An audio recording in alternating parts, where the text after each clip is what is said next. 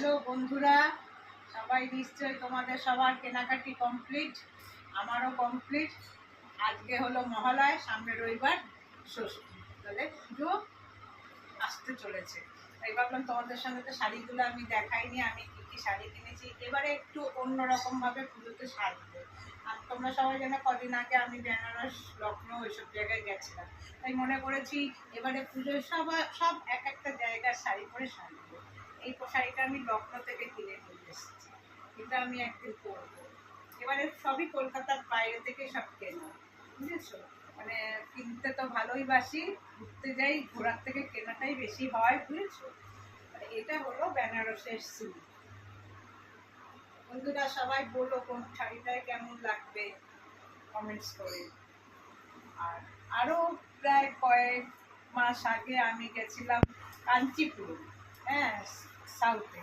সেখান থেকে কাঞ্জিভরম শাড়ি কিনে নিয়ে এসেছি, সব রেখে দিয়েছি, সব একটাও পরিনি, যে পুজোতে সব ভাগ্য বলে আমি রেখে দিয়েছি।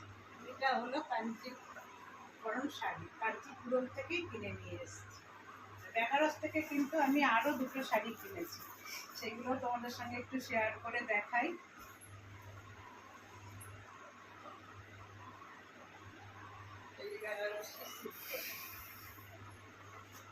এটাও বেনারস থেকে, এটা তোমার সিল্ক নয়, একটা যা সুতো কাজ করা রয়েছে।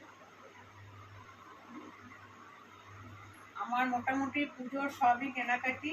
কদিন আগে দিল্লি গেছিলাম, দিল্লি থেকে আমার ছেলে এই ব্যাগটা কিনে দিয়েছে। আমি এইটা ড্রেসের সঙ্গে ম্যাচিং করে গড়িয়াহাটা থেকে এটা কিনেছি। আর এবার একটু জুয়েলারিতে চলে আসি। হ্যাঁ, প্রচুর জুয়েলারিও কিনেছি। আমি নিজে একা গড়িয়াহাটায় চলে যাই, গিয়ে মন মতো করে পছন্দ করে সব জুয়েলারি কিনে নিয়ে আসি, কারণ এইসব জুয়েলারিগুলো না গড়িয়াহাটা ছাড়া কোথাও পাওয়া যায় না। মন মতো হাতিবাগানও এত সুন্দর সুন্দর, দেখো তো কেমন হয়েছে। এই দেখো, এই দেখো, ওখানে কানেরগুলো এত সুন্দর। আমি প্রত্যেকটা ড্রেসের সঙ্গে একটু ম্যাচিং করতে ভালোবাসি, তাই প্রত্যেকটা কানের গুলি আমার ড্রেসের সঙ্গে ম্যাচিং আছে।